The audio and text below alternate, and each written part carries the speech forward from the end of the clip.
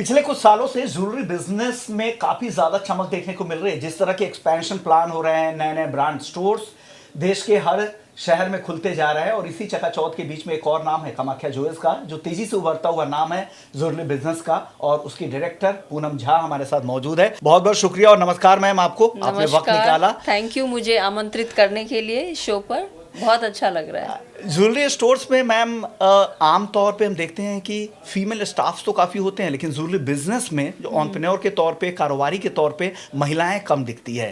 तो trendy topic की तरफ से मैं ये जानना चाहता हूँ कि कैसे आप खुद को फिट यहाँ पर करती हैं, कितना ये बिजनेस आपको अट्रैक्ट करता है और कंफर्टेबल महसूस करती हैं यहाँ पे। तो इस बिजनेस में मैं शादी के जस्ट बाद आई। कौन सा साल था? 2008 में मेरी शादी हुई थी और हमने डिसाइड किया कि हम ज्वेलरी बिजनेस में एंटर करेंगे। बट यहाँ पर हमारा कोई गॉडफादर नहीं था। हमारा ये बिजनेस जो है, we are first generation jewellers, तो हमने ये इनहेरिट नहीं किया था। तो शुरुआती तौर में ऑफ कोर्स ये मेल डोमिनेटेड इंडस्ट्री है। इनफैक्ट अब तो नहीं है, पहले था। अब तो बहुत वेलकमिंग हो गया है, फीमेल्स भी फ्रंट हेड पे। बट उस टाइम पे जो है, हमने जब एंटर किया था तो उस टाइम पे मैंने देखा था फीमेल्स बहुत कम थी कंपेयर टू आज जितनी हम देख रहे हैं फ्रंट एंड पे। तो उस टाइम पे भी थी, बट उस टाइम पे बैक एंड पे मैंने देखा है कि ज़्यादा लोग रहते थे फीमेल्स। तो जैसे डिज़ाइनिंग में रहती थी और अपना कंप्यूटर रिलेटेड कामों में रहती थी, सॉफ्टवेयर में रहती थी।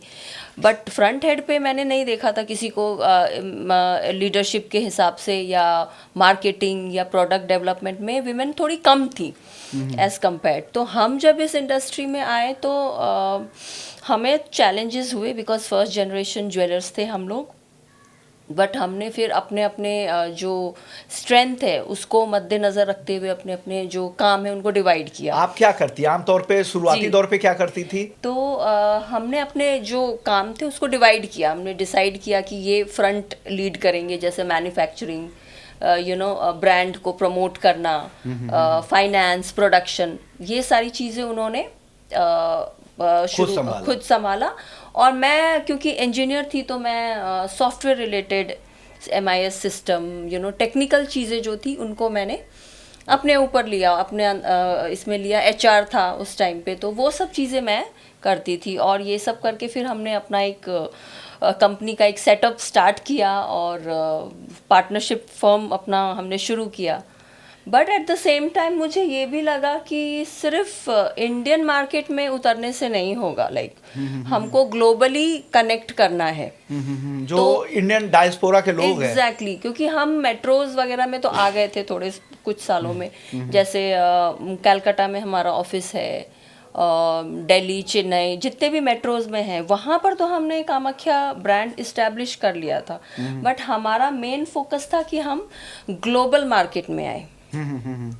उसके लिए फिर हमने सोचा कि हमें ग्लोबल ट्रेंड को और ग्लोबल मार्केट को जानने के लिए हमें कुछ करना पड़ेगा। जिसके लिए हमने क्या किया, जो IIGS होते हैं, जो बड़ी बड़ी एग्जीबिशंस होते हैं, उसमें हमने पार्टिसिपेट किया। हमने अपने स्टॉल्स लगाए, अपने ज्वेलरी का एग्जीबिशन किया, अपने ब्रांड को प्रमोट किया, ब्रांड को प्रमोट किया। और वहाँ पे बहुत सारे ग्लोबल विजिटर्स भी आते होंगे, वो आपको काफी सपोर्ट करते होंगे। तो उसमें फिर हमारा बहुत अच्छा हुआ, क्योंकि लोगों को हमारे डिजाइन, मैन्युफैक्चरिंग की जो हमारा जो तरीका है, जो स्टैंडर्ड, जिस स्टैंडर्ड के हमने, जिस क्वालिटी के डायमंड्स हम यूज़ करते थे, ज्वेलरी बनाते थे, वो लोगों को बहुत पसंद आए। और फिर इस हिसाब से फिर हम ग्लोबल मार्केट में आ गए और मिडिल ईस्ट में भी आ गए। और उस फिर हम तो मिडिल ईस्ट में आपके इंडियंस ज़्यादा पसंद करते हैं आपके ब्रांड को, या वहाँ पे जो ग्लोबल कस्टमर्स भी है, क्लाइंट्स थे? नहीं, ग्लोबल कस्टमर्स को भी उनको हमारी ज्वेलरी बहुत पसंद आ रही है। हमारा तो B2B या कंज्यूमर को भी, B2C? नहीं, B2B, we are always into B2B।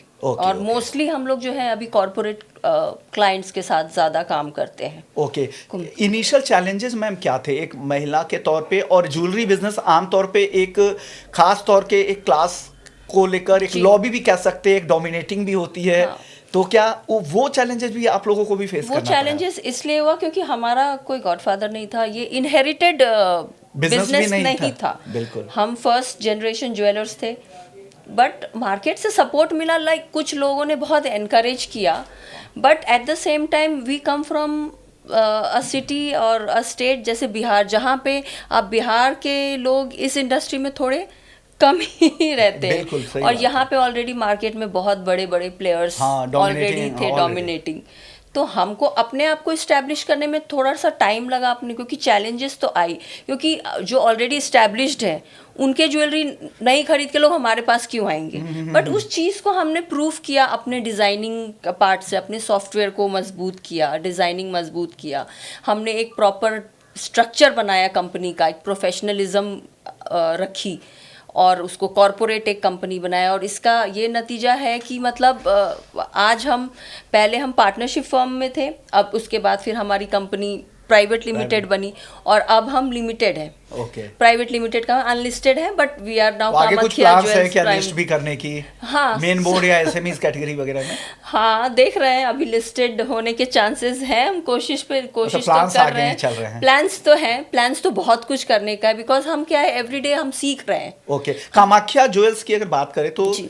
किस वजह से लोग जाने, क्यों हमें आप पहचान क्यों मिलती है, ऐसा क्या है इस ब्रांड जी, में? तो कामाख्या का जो डिजाइनिंग पार्ट है वो बहुत स्ट्रांग है। ओके। और किस थीम पे बनी है? क्या वो खास किसी कल्चर बेस्ड है, किसी देवी देवता क्या हाँ, को तो theme में हमारा रखे? जो कंपनी का नाम ही आपने सुना है कामाख्या है, तो कामाख्या मंदिर आप जानते हैं, जो बिल्कुल, असम में बिल्कुल, जो बिल्कुल। गॉडेस हैं कामाख्या, हम उनको बहुत मानते हैं, तो उनके ऊपर ही हमने अपनी कंपनी का नाम कामाख्या, और हम कामाख्या इसलिए भी रखा है क्योंकि हम चाहते हैं कि विमेन एम्पावरमेंट को मैं बहुत ज़्यादा प्रोत्साहित करती हूँ। आज आपने जैसे कि कहा कि ये मेल डोमिनेटेड इंडस्ट्री था, तो कामाख्या का सबसे बड़ा जो पॉजिटिव है और स्ट्रेंथ है वो है, हम विमेन को बहुत सपोर्ट करते हैं अपनी कंपनी में। कितने आपके टोटल वर्क फोर्स में 40% 40% वर्क फोर्स हैं, जिनमें से कुछ लोग, हम इतने भी हम लोग फ्लेक्सिबल हैं, जिनकी जैसी शादियां हो जा रही हैं तो उनको हम ये भी फ्लेक्सिबिलिटी दे रहे हैं कि आप वर्क फ्रॉम होम कर लीजिए अपने हिसाब से, आपका जो टाइम आपको सूट करता है, जिनका जैसा प्रोफाइल है उस हिसाब से आप उनको कंफर्ट आप बैक एंड में काम कर रहे हो, जैसे कर रहे हो, तो उनके कंफर्ट लेवल के हिसाब से हम उनको इतनी फ्लेक्सिबिलिटी देते हैं कि वो काम करें।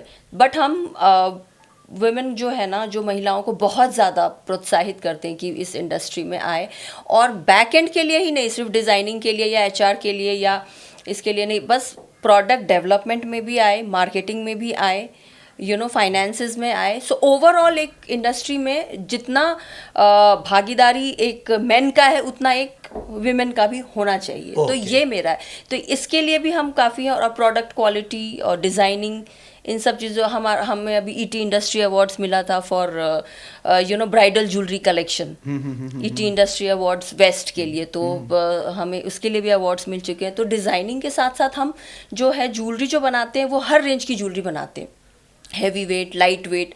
गोल्ड प्राइसेस अभी बढ़ गए हैं तो हम 9 कैरेट्स में भी डायमंड ज्वेलरी बना रहे हैं, तो हम क्वालिटी पे कॉम्प्रोमाइज नहीं करते, but at the same time jewellery affordable भी बनाते हैं। अफोर्डेबल ज्वेलरी भी, डिजाइन्स पे भी ज्यादा फोकस करते हैं, और साथ साथ और विमेन एम्पावरमेंट भी मैं बहुत ज्यादा करती हूँ। आगे के ग्रोथ प्लान क्या है? किस तरह के एक्सपेंशन प्लान आप यहाँ पे टारगेट करके चल रही है? अभी हमारा कंपनी ऑलरेडी लिमिटेड कंपनी हो गया, हम एक्सपेंशन देख रहे हैं, आप टेक्निकलिटी पे और ज्यादा काम करेंगे, और इनोवेशन, फैक्ट्री एक्सपेंशन या किस तरह के फैक्ट्री एक्सपेंशन भी करेंगे। मुंबई में हमारी ऑलरेडी फैक्ट्री है, कलकत्ता में है, चेन्नई में है, तो एक्सपेंशन होगा, और ग्लोबल मार्केट में और भी हम चाहते हैं कि एक्सपेंशन हो, और भी लोग हमें जाने ग्लोबली, तो ग्लोबल ट्रेंड को जानने की और ज़्यादा। उसके लिए क्या प्लान्स है आपके? उसके लिए अभी हम और भी मेहनत कर रहे हैं। हम इसको जैसे शोज़ वगैरह होते हैं, एग्जीबिशंस होते हैं, इंटरनेशनल एग्जीबिशंस, तो उसमें पार्टिसिपेट कर रहे हैं, वो बहुत ज़्यादा इंपॉर्टेंट ताकि आप अपनी रीच को बढ़ा सकें। जी, इसके लिए एग्जीबिशन से बेटर, और डिजिटल प्लेटफॉर्म पे भी we are doing very well. Digital platform में हमारा जो सॉफ्टवेयर है, जो सोशल मीडिया है, वहाँ पे भी हम शोकेस कर रहे हैं अपनी ज्वेलरी को, और उससे भी काफ़ी प्रमोशन हो रहे हैं। तो आपको अगर ग्लोबल रीच चाहिए तो आपको हर जगह एक सेटअप करना पड़ेगा, तो चाहे वो रेवेन्यू मिक्स किस तरह का है? डोमेस्टिक कितना और ग्लोबल कितना आता होगा? डोमेस्टिक तो अभी बहुत ज़्यादा है, हाँ, डोमेस्टिक, बिकॉज अभी हम इंडियन मार्केट में हमें from Jammu Kashmir to Kanyakumari everybody knows Kamakhya क्या ब्रांड है। मिडिल ईस्ट में काम शुरू किया है, और हमें लगता है कि फ्यूचर में जो है वर्ल्ड के बाकी सारे यूरोप और मार्केट US वगैरह के मार्केट को भी टैप करना है। जी जी जी। जो महिलाएं जो इस बिजनेस में आना चाहती है उनके लिए क्या मैसेज आप देना चाहेंगे? मैसेज यही देना चाहूँगी कि बहुत अच्छी इंडस्ट्री है। अब ये मेल डोमिनेटेड इंडस्ट्री नहीं रही, काफ़ी फ्रंट हेड पे भी विमेन आ रहे हैं। तो अगर आपको इंटरेस्ट है तो आप इस इंडस्ट्री में आइए, but at the same time आपको नॉलेज, टेक्निकल नॉलेज होना चाहिए बहुत अच्छा ज्वेलरी का। चाहे आप फ्रंट एंड पे काम कर रहे हो, बैक एंड पे काम करो, जो भी काम करो, आपका टेक्निकल नॉलेज जो है वो बहुत अच्छा होना चाहिए। और आप खुल के आइए और इस इंडस्ट्री में, क्योंकि ज्वेलरी जो है वो emotionally, women are emotionally connected with jewellery. ये हमारे लिए एक प्रोडक्ट नहीं है, ये हमारे इमोशंस है, एक स्टोरी बताता है। हम इसको अपने पहनते हैं, इट टचेज आवर स्किन। तो मुझे लगता है कि ये हम इमोशनली जो होती है ना, और traditionally women are more connected to jewellery, because women is the highest consumer of jewelleries. तो मुझे लगता है कि women can understand jewellery in a much better way. और विमेन कैसी होती है, वो महिलाएं बहुत बैलेंस्ड होती हैं। तो वो इमोशनली बैलेंस्ड होती है, घर भी संभालती हैं और बाहर भी, आप जो भी प्रोफेशन में आप उनको दीजिए वो बहुत अच्छे से बैलेंस कर पाती है पर्सनल और प्रोफेशनल लाइफ।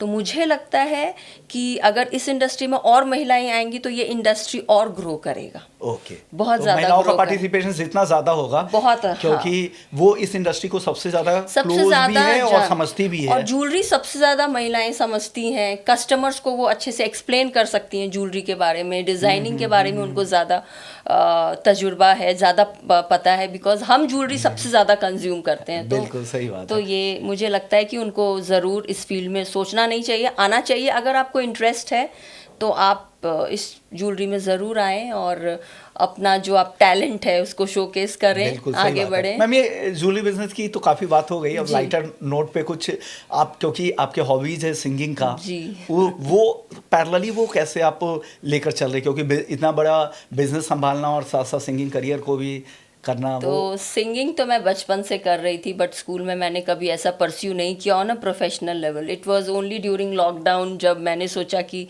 चलो कुछ करते हैं, बिकॉज ये मेरा पैशन था बचपन से कि मैं गाऊं और नेशनल इंटरनेशनल प्लेटफॉर्म पे गाऊं। तो अभी कितने एल्बम आपके? ऑलरेडी मेरे 4 सॉन्ग्स रिलीज हो चुके हैं, 2-3 और हैं जो अभी रिलीज होने के लिए बाकी हैं। कोई फिल्म वगैरह में भी? हाँ, एक फिल्म में भी किया, फिल्म रिलीज नहीं हुई है, फिल्म में प्लेबैक भी किया है मैंने। तो मैं एक आर्टिस्ट हूँ, तो अब ज्वेलरी जब बनाते हो वहाँ पे भी आर्टिस्ट्री की ज़रूरत होती है, डिज़ाइन देखना पड़ता है, क्वालिटी, हर चीज़। तो और music is also again creativity, वहाँ पे भी इमोशन होता है, स्टोरी होता है, पैशन, मतलब फीलिंग होता है। तो मेरे लिए तो क्या है, मैं एक आर्टिस्ट हूँ, तो मैं म्यूज़िक को और अपने ज्वेलरी जो मेरा है उसको मैं कनेक्ट कर सकती हूँ। ओके, हाल में आपके एक सॉन्ग काफी ज्यादा पॉपुलर भी हुए थे सोशल मीडिया पे, मैं देख रहा था जी। करीब 5 मिलियन। मजा ले ले जो है वो मेरा रीसेंट सॉन्ग था, वो पार्टी नंबर सॉन्ग था। और कोई जो आपको, हाँ, आपके जितने भी नंबर थे उसमें से कोई जो आपका फेवरेट रहा हो, अगर वो हाँ, 2 लाइन्स अगर आप तो सुना मैं पाएं। आपको अपना फर्स्ट सॉन्ग सुनाती हूँ जो मेरे दिल के बहुत करीब है, और मेरा first ever song Punjabi Hindi mix song था, इकवारी तेनू। ये सॉन्ग 2023 में रिलीज हुआ था from a Punjabi channel इश्तार music. तो वो गाना मैं आपको सुनाना चाहूँगी। ना इस तरह बेकरार थी मैं, ना इस कदर बेजार थी मैं, दिल को मेरे चैन आए जो कह दे अगर तू मेरा और मैं हूँ तेरी, एक वारी तैनू कहना दिल दा हाल, एक हाँ दा माही तेरी है सवाल। बहुत बढ़िया, बहुत बढ़िया मैम। Thank you. उम्मीद करते हैं कि इस तरह से दोनों पैरेलली आप लेकर चले। तो आगे प्लान्स क्या है? ये प्लान्स करियर पे ज्यादा फोकस करना है, ज्वेलरी बिजनेस पे? नहीं, दोनों पे करना है, दोनों ही पैशन है। और ज्वेलरी में तो मैं बहुत पहले से हूँ, तो ज्वेलरी एज एन आर्टिस्ट मैं, मेरे 2 वर्टिकल्स हैं, एक है ज्वेलरी और दूसरा है म्यूज़िक।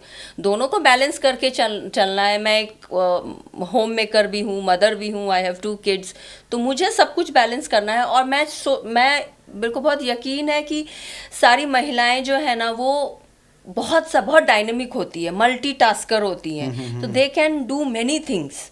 तो मुझे भी लगता है कि मुझे अपना घर देखना है, अपने पैशन को देखना है, अपना बिजनेस देखना है, तो मैं हर चीज़ को, मैं किसी को ऐसे ज़्यादा वेटेज नहीं दूंगी, बट हर चीज़ को मैं बैलेंस करके आगे बढ़ना चाहूँगी। बहुत बहुत शुक्रिया। और वुमेन एम्पावरमेंट के और ऐसे मौके पे, वुमेन्स डे के मौके पे, ये जो नई युवा पीढ़ी है, जो महिलाएं हैं, जो लड़कियां हैं, उनके लिए एक बड़ी सीख है और बड़ा मैसेज है, और आप उनके लिए रोल मॉडल भी साबित होगी कि कैसे वो फैमिली को भी साथ साथ लेकर चलते हुए अपने दो करियर, ज्वेलरी करियर, अपने सिंगिंग को, अपने पैशन को भी पीछे नहीं रखना चाह रही है, दोनों को साथ में लेकर चल रही है और फैमिली को भी मैनेज कर रही है। बहुत बहुत शुक्रिया मैम। ये थी पूनम झा, कामाख्या ज्वेल्स की। Thank you. Happy women's day to all the beautiful and strong women.